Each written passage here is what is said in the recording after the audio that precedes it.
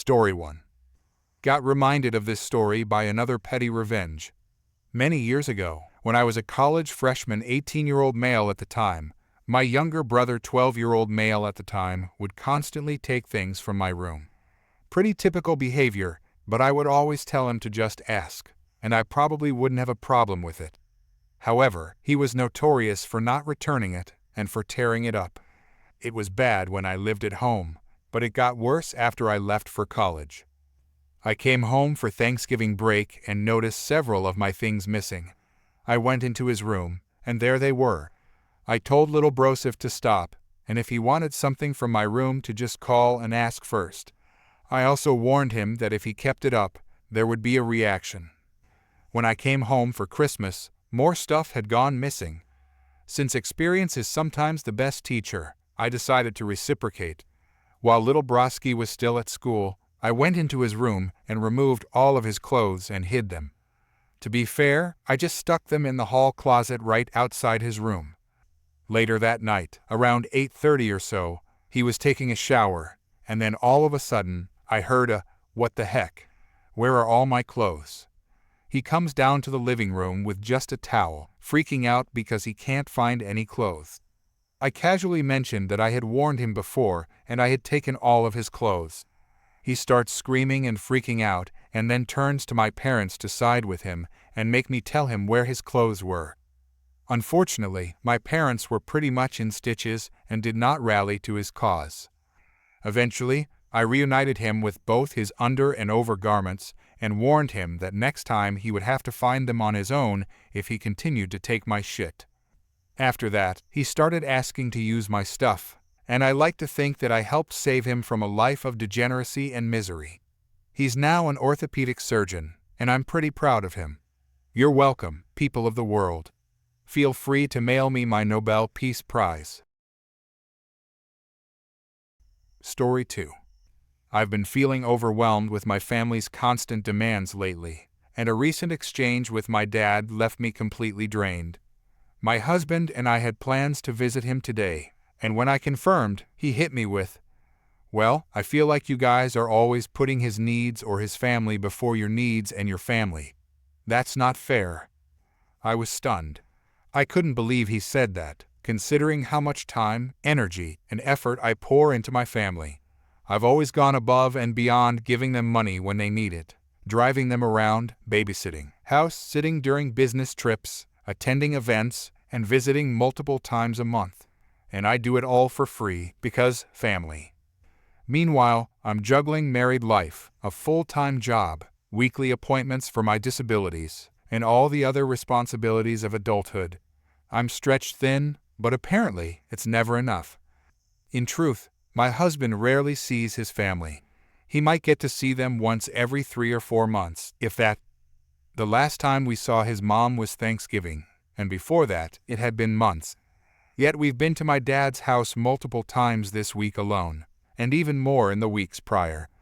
My dad's perception that I prioritize my husband's family over him is completely backward. Here's the message I sent back to him. "I don't see how that's fair. My cousin just spent half a week with me. I was at Nana's for Christmas, and I visited Ninny and Papa too. We visit you several times a month. I go to all my siblings' events when they say they need me there. Meanwhile, my husband rarely gets to go to any of his family's events. He hasn't been to a single one of his brother's basketball games because someone from my family always demands we be somewhere else. It's not fair to him. I've never dropped plans with my family for his, but he's had to drop plans with his for mine. He only sees his family every few months. Next weekend, he's finally seeing his grandmother for the first time in 4 years, and I'm meeting her for the first time too. That's how little he sees his family. We went to his mom's for Thanksgiving and again yesterday for a late Christmas. Before Thanksgiving, it had been months since we visited her. We're coming to your house tonight for your Christmas, and we've seen you multiple times this month. How is that putting his family over you?" He replied with, "Well, maybe it's just me, but I feel like y'all do that too. Because you definitely do not come visit me several times a month. I invite y'all almost every single week. I'm 10 minutes away, and it's maybe once a month, sometimes not even that. And y'all have never, not one time, invited me and your brother to visit and spend time at your place. I was floored. First, I visit him every weekend, either Saturday or Sunday if I can't make it Saturday. Second, he's only inviting us to church, not to hang out at his house. I've told him repeatedly that I won't go to church because I'm uncomfortable with it. Yet he still asks every week. Also, he doesn't live 10 minutes away, it's more like 30. And we don't invite him over because, quite frankly, he's judgmental. When my family has visited in the past, they've made rude comments about our lifestyle. Our roommate common in our area due to high costs, our dog, and even the way I clean the floors. He's also openly said he dislikes how much our dog sheds, and my brother is terrified of dogs, so why would he even want to come over? I've been trying to balance my own life, my marriage, my health, and my family's never-ending demands. But no matter how much I give, it's never enough. I don't know anyone my age who spends as much time with their family as I do. Most people I know are living their own lives, seeing their families a handful of times a year. I was already feeling drained, but what happened later that evening was the final straw. Out of nowhere, my dad attacked my husband. He physically assaulted him in front of me. When my mom and stepdad found out, their reaction was, "Good, he deserved it." That was it for me. I've gone no contact with both of my parents and my stepdad. My husband and I are pressing charges against my dad. I've spent years bending over backward for my family, sacrificing my mental health and happiness to meet their demands. But this crossed every line imaginable. I'm exhausted, but I'm finally done. It's time to prioritize my own well-being and my marriage. Story 3. When I moved into my suburban neighborhood, I was expecting peace and quiet.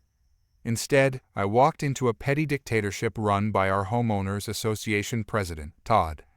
Todd was the worst kind of leader, someone who loved having power but avoided accountability at all costs. He enforced ridiculous rules, like fining residents $200 for leaving trash cans out a minute past 9 a.m., but conveniently ignored the rules when it came to himself. His yard was cluttered with unpermitted structures, and his fence exceeded the height allowed by city ordinances. But Todd's greatest offense, using the HOA as his personal piggy bank. At first, I tried reasoning with him. My fence was slightly off color because the approved stain wasn't available, and he fined me $500. I provided receipts, explained the situation, and asked for leniency. Todd just smirked, said, "Rules are rules," and walked away. That was the moment I decided I would take him down, not through yelling or public confrontations, but methodically, legally, and thoroughly. Todd's first mistake was underestimating me. I volunteered for the HOA board, pretending I wanted to get involved in the community. I played the role of an eager, naive newcomer perfectly. For 2 years, I attended every meeting, quietly observing how Todd operated. He maintained control by bullying other board members and overwhelming them with paperwork.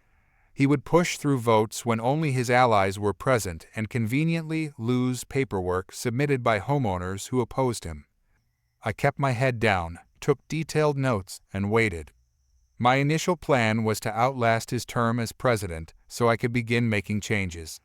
Then I discovered Todd's second mistake. He wasn't just a bully, he was a thief. Todd loved to boast about his supposed financial stewardship. But something didn't add up. The HOA fees were unusually high compared to similar neighborhoods, yet the common areas were falling apart. The pool was closed for most of the summer due to maintenance issues, and the landscaping looked neglected. As the HOA treasurer, Todd had exclusive access to the accounts, but he was notoriously secretive about the finances. During a meeting, I asked to review the budget. He laughed it off, saying, "Don't worry, I've got it under control." So, I filed a formal request for the financial records, which HOA rules required him to provide.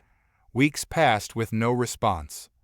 I began talking to neighbors and discovered I wasn't the only one who was suspicious. Over a dozen homeowners had requested the budget over the years, only to be ignored.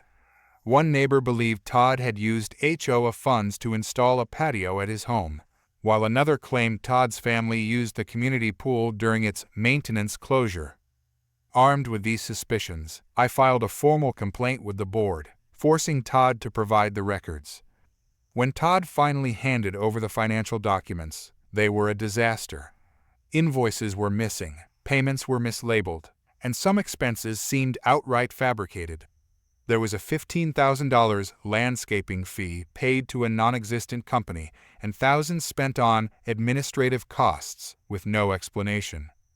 I cross-referenced the HOA's bank statements with public records and found undeniable proof. Todd was funneling HOA funds into his personal accounts. Even worse, he had inflated contractor fees, pocketed the difference, and split the profits with a friend who handled most of the HOA's maintenance. I compiled everything into a detailed report, complete with spreadsheets, photos, and notarized statements from neighbors who had witnessed Todd's behavior firsthand. I waited for the annual HOA meeting, typically attended by only a handful of residents. This time, I made sure the room was packed. For weeks, I went door to door, sharing just enough information to pique interest and ensure people showed up. At the meeting, Todd began his usual speech, complaining about how difficult it was to manage the HOA and how much he had sacrificed for the community. That's when I stood up. I calmly asked if he could explain some discrepancies in the budget. Todd laughed nervously, dismissing my question with, "This isn't the time or place." "Actually, Todd," I replied, "it's the perfect time." I handed out copies of my report to everyone in the room. The atmosphere shifted instantly. People began reading, whispering, and then shouting. Todd tried to regain control, but it was too late. I called for a vote to remove him as president, and by the end of the night, Todd was out. After Todd's removal, we hired an independent auditor to review the HOA's finances. The findings confirmed everything. Todd had embezzled over $50,000, mismanaged tens of thousands more, and committed multiple counts of fraud. We reported him to the authorities and filed a civil lawsuit to recover the stolen funds. It didn't end there. Todd's contractor friend was also exposed and banned from doing business in the county. Todd had to sell his house to cover restitution and legal fees. His name became a running joke in the neighborhood, and when he tried to join another HOA in a neighboring town, someone Googled his name, and he was promptly turned away. With Todd gone, we restructured the HOA to prevent another dictator from taking over. We implemented term limits, required multiple board members to approve financial decisions, and created an online portal where all homeowners could access budgets and meeting minutes. Every time I walk past Todd's old house, now owned by a lovely family, I smile. The pool is open, the landscaping is pristine, and HOA fees are lower than ever. Justice wasn't just served, it was a masterpiece. Story 4. This story takes me back a few years, though my husband just reminded me of it after we spent Christmas with his family yesterday. A bit of context first. My fiancé's dad and her aunt are immigrants who moved to the U.S. in the 1980s. I have immense respect for the courage and determination it took to leave their home country in pursuit of the American dream. Over time, they were able to bring their siblings over, and now they all live within a 5-minute drive of each other in the same town. They worked hard to achieve success, but unfortunately, that success has bred a sense of entitlement and pride that can be overwhelming. Adding to the dynamic, their cultural background places immense value on respecting elders, sometimes regardless of their behavior. Her dad is distant and cold toward me, even though I've made several efforts to get to know him, bringing gifts, sharing drinks, and being polite. Ironically, he's considered the nice uncle in the family. The real challenge, though, is her aunt. She's seen as the matriarch of the family, largely because of the financial help she provides. Her worldview revolves around money, and she measures people's worth by how much they have. After 10 years of dating, my fiancé and I got engaged this year. Life circumstances and some tough events like the loss of her mom in 2020 delayed us. But when the time finally came, I was ready to make it special. Before proposing, I was told by her cousins that I needed to ask her dad and her aunt for permission, as a way to honor tradition. I didn't mind. Respecting traditions is important to both of us. First, I went to her dad, fully expecting resistance or even a heated conversation. To my surprise, it was smooth. I asked for his blessing, and he replied, "If you think you're ready, then go ahead." It was brief, but I was relieved. Next came the aunt.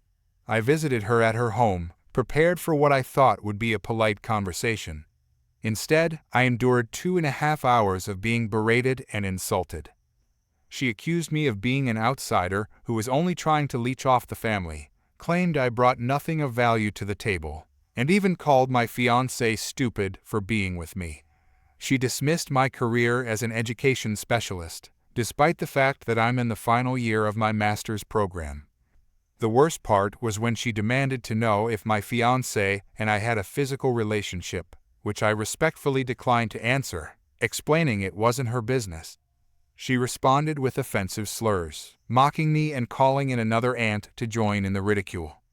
She went even further, insisting I grant her access to my bank accounts and assets so she could decide if I was worthy. When I refused, she insulted my fiancé's late mother, claiming she was mentally off for keeping her daughter distant from the family. At that point, I was seething. I managed to stay calm enough to end the conversation politely and told her, "Even if you don't approve, I'm still going to ask her, and it will be her decision." Her response? "I hope she makes the smart decision and says no." A few days later, I found out through one of my fiancé's cousins that the aunt had ruined the surprise. She called my fiancé under the pretense of complaining about another family member, only to reveal that I had asked for her blessing. Months of planning were jeopardized. Despite this, I decided to move forward. I had planned a photo shoot at a local flower and nature garden to celebrate our 10-year anniversary, and during the shoot, I proposed. Family members from her mom's side, who had flown in from out of state, were there to surprise her afterward. Even though the timing of the proposal wasn't a surprise anymore, she was thrilled, and she said yes. We celebrated with loved ones, but her dad's side of the family didn't join. When my fiancé called her dad to invite him to the restaurant where we were celebrating, he declined, saying he had to buy shampoo at Costco for one of the aunts. The next day, we visited the aunt to pay our respects. Her dad was there but didn't acknowledge us. The aunt took one look at my fiancé's engagement ring and said, "Loud enough for me to hear. That's all he can afford, you poor thing." My fiancé, ever the graceful one, simply smiled and replied, "It's perfect to me." That moment made all the drama worth it. Fast forward to this holiday season, and the family dynamics are as chaotic as ever. I've been under the weather, so I've used it as an excuse to avoid visiting the aunt. Apparently, she's still complaining about me, demanding access to my bank accounts and assets to prove my worth. Meanwhile, one of her nephews has been struggling with serious issues involving illegal substances and even held his dad at gunpoint earlier this year, resulting in an arrest. Yet somehow, I'm the one she sees as a problem. Through it all, I've never doubted my decision to marry my fiancé. She doesn't share the same values as her family, and she's worth every ounce of patience and effort. Thanks for reading and letting me get this off my chest. Happy holidays. Story 5.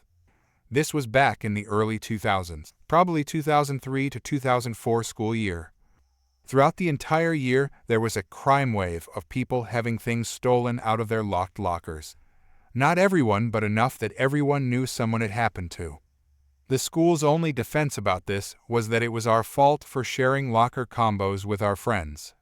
They also charged us every time we had to get the combination changed on a locker, like after a theft for instance, because it was assumed to be our fault. Well, I had my graphing calculator taken out of my locker.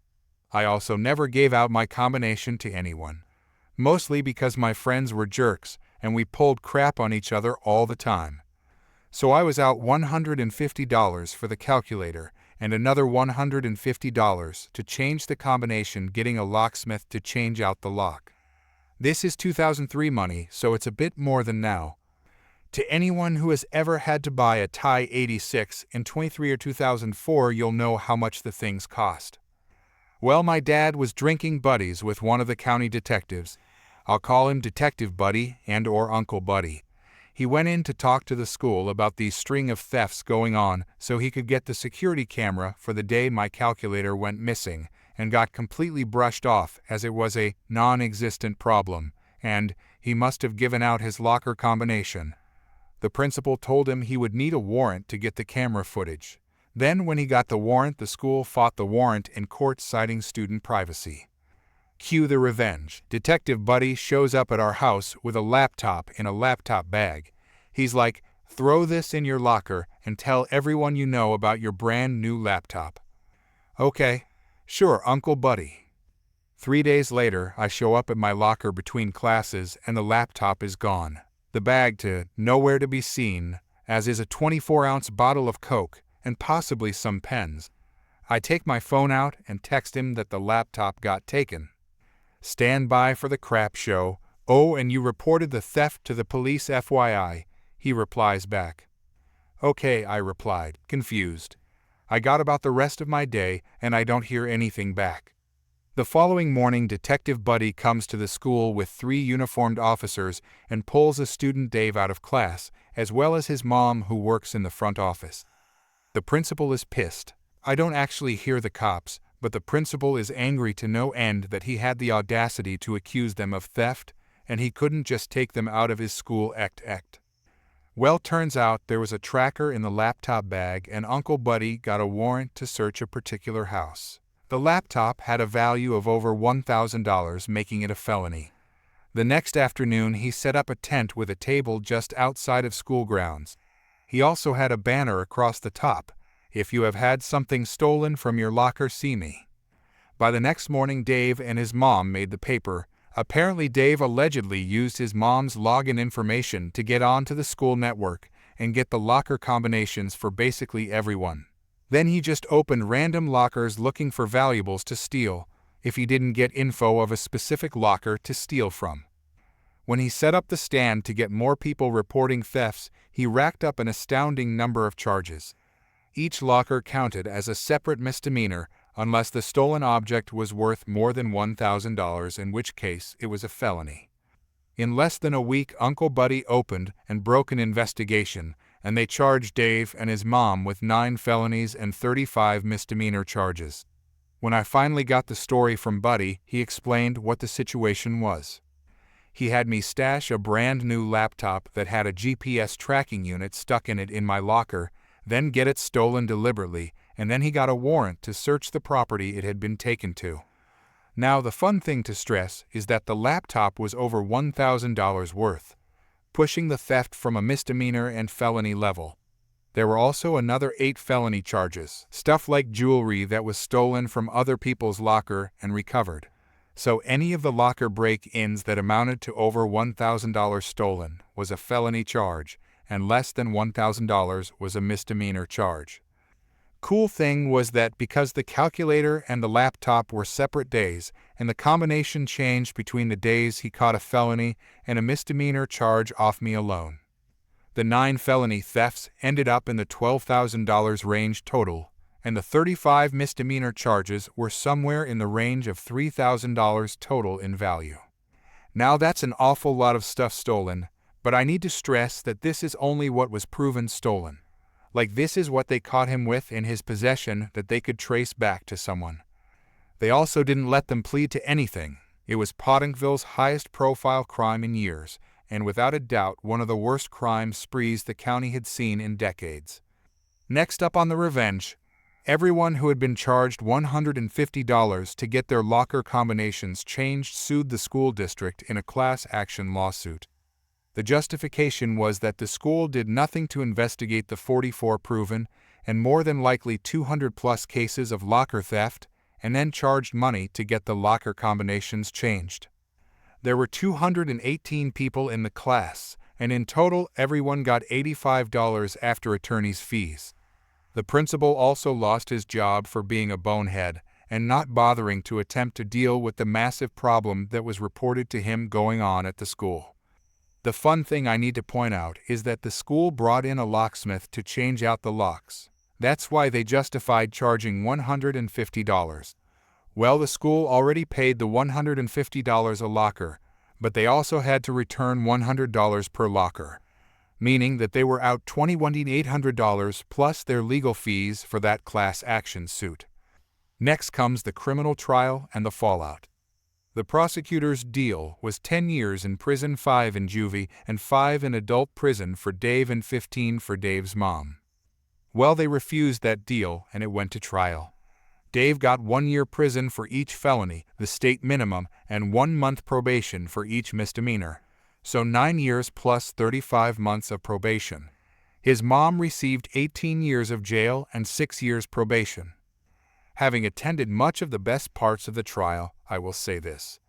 They had Dave on camera entering 20-plus lockers, and they had them in possession of stolen goods for every single charge they made against them.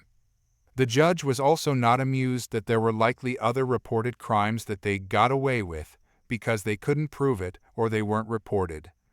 Dave's mom got it worse. That was a fun sentencing to show up for. But the most important thing is that I got my graphing calculator back. It had my name engraved inside the battery compartment. I still have it, as well as a cool story to tell.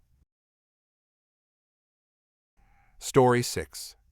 My friend, I'll call her Sandy, worked at a travel agency in British Columbia, Canada. It was a small, owner-operated business with the owner and 3 employees, including my friend. Everyone worked Monday to Friday from 9 a.m. to 5 p.m. One of my friend's co-workers, I'll call her Jane, an older woman in her early to mid-60s, was a long-time nuisance employee. Among other sketchy behavior, Jane was always scamming ways to take time off over and above her official paid vacation time. In order to make up for the lost hours, she would claim overtime hours pay by supposedly going into the office in her off hours to finish up work without being requested by the owner to do so. Despite being caught in her own lies on a number of occasions and being warned about trying to claim for unsanctioned overtime, the owner of the travel agency was reluctant to officially reprimand Jane or get rid of her. The reason being is the owner discovered after she had hired Jane that Jane had actually been fired from her previous job at another local travel agency for pulling the same stunts. However, Jane had sued her former employer for unfair dismissal and had won a settlement. After a few years of my friend Sandy working at the travel agency, the owner was ready to retire and offered to sell the business to my friend. Sandy took her up on the deal and took over the business while keeping on Jane and the other employee. Once again, just as the previous owner was afraid to get rid of Jane, so was Sandy for fear of being sued. When Sandy took over the business, she instituted guidelines regarding taking time off, and she established an official no overtime policy. Jane would still try with her shenanigans, but was far less successful in getting what she wanted with my friend in charge. However, Jane still had one trick up her sleeve when she wanted to take time off on a whim. Sandy was a divorced single mom of 2 boys who were heavily involved in youth hockey. She would sometimes leave the office an hour or 2 before closing to get her boys to hockey practice or a game. In order to avoid requesting in person and potentially being denied, Jane would wait for Sandy to be out of the office to book a day off if she didn't feel like coming into work or had made plans. Sandy would then arrive at work the next morning only to discover that Jane wasn't coming in. Despite this happening a number of times, Sandy would usually let it slide since there was now a definite no overtime policy. Therefore, Jane could no longer claim to come into work on the weekend or after hours in order to try and make up for the day off. She would either miss out on a day's pay, in turn saving Sandy money as the owner, or it would come out of her remaining paid vacation days. Moreover, 2 people in the office at one time could usually handle everything. Jane not coming in was really a no-loss situation for Sandy. There was one time, however, when Sandy was going to be away for 1 or 2 work days just before the weekend to take her boys to a hockey tournament. She told both Jane and the other employee both verbally and in writing that they could not book time off for the dates in question since she would be away and needed both of them in the office. Within a few days of giving this notice, Sandy went into the office on a Saturday to do some paperwork and go through the sales for the week. This is when she discovered that, only the day before, Jane had booked a trip for her daughter and son-in-law to Las Vegas, as well as a plane ticket in her name to Calgary where her daughter lived. Both the trip to Vegas and the ticket to Calgary coincided with the dates Sandy would be out of the office. Sandy then checked the vacation booking schedule to further discover that Jane had indeed booked the days off that she had expressly been told she couldn't have. Not mentioning she had discovered the travel Jane had booked for herself and her daughter, Sandy emailed Jane telling her she would have to deny her the days off since she had already been told they were unavailable because Sandy would be away and needed Jane in the office. Through a continued series of email exchanges, Jane replied and outright lied to Sandy with some excuse about her daughter getting some long-awaited medical treatment or surgery, and she needed to go to Calgary to help out for a few days and look after her granddaughter. Sandy replied to this lie by telling Jane she knew about the trip she had booked to Vegas for her daughter and son-in-law, that Jane's trip to Calgary was most likely to babysit her granddaughter while her daughter was in Vegas, and that she would still have to deny Jane the days off, especially since she booked them after being told they were unavailable. Jane countered in her subsequent reply, without even addressing the fact that she had been caught in a lie, that she had been a dedicated employee of the travel agency for several years and couldn't understand why she was being treated so unfairly after all she had done for the business.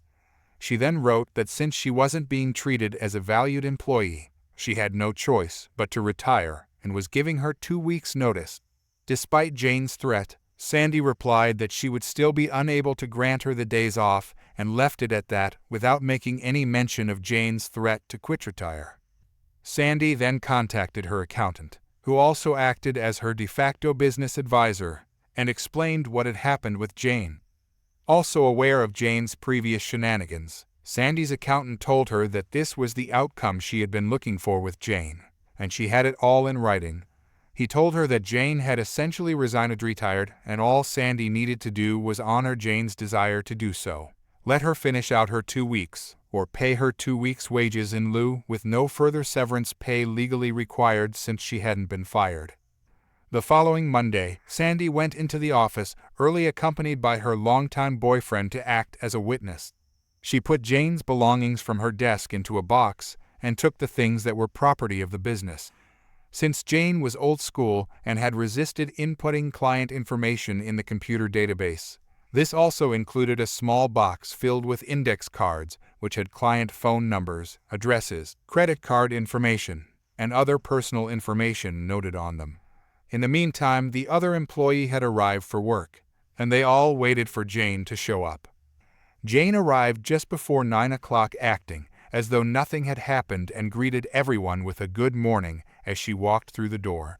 However, she was apparently taken slightly aback when she noticed Sandy's boyfriend seated in the far corner of the office.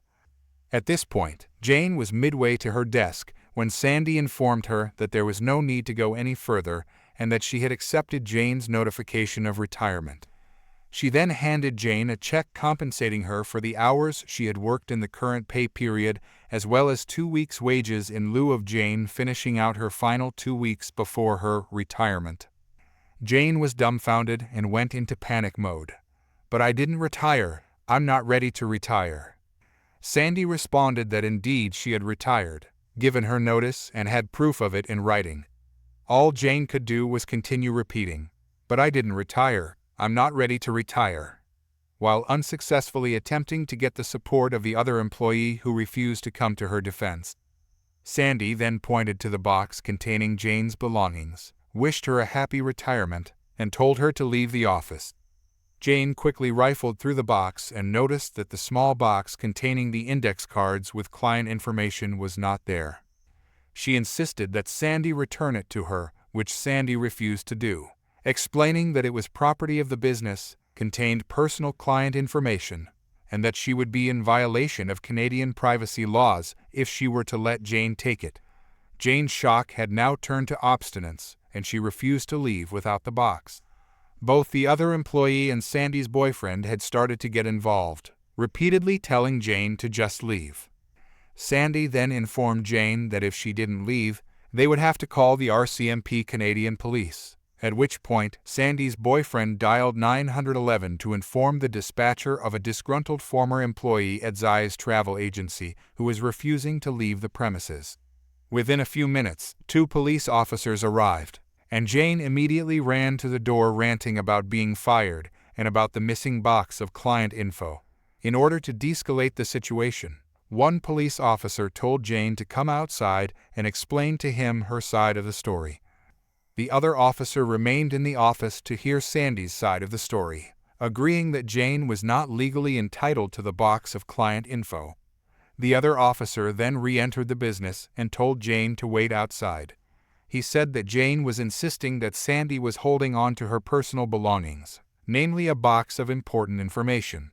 Both Sandy and the officer who had spoken to her explained the contents of the box to the other officer, who in turn agreed it was not Jane's property.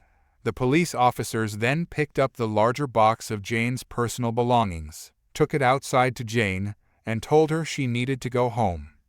To rub salt in Jane's wounds, the next day, Sandy put up a large sign in the window of the business congratulating Jane on her retirement, and even put a small announcement in the local newspaper doing the same thing. The icing on the piece of revenge cake was Sandy, when filling out the necessary government forms for when an employee quits, gets fired, retires, made sure to check the box labeled retired for the reason for Jane no longer being employed. By doing so, Jane was ineligible to collect unemployment insurance benefits.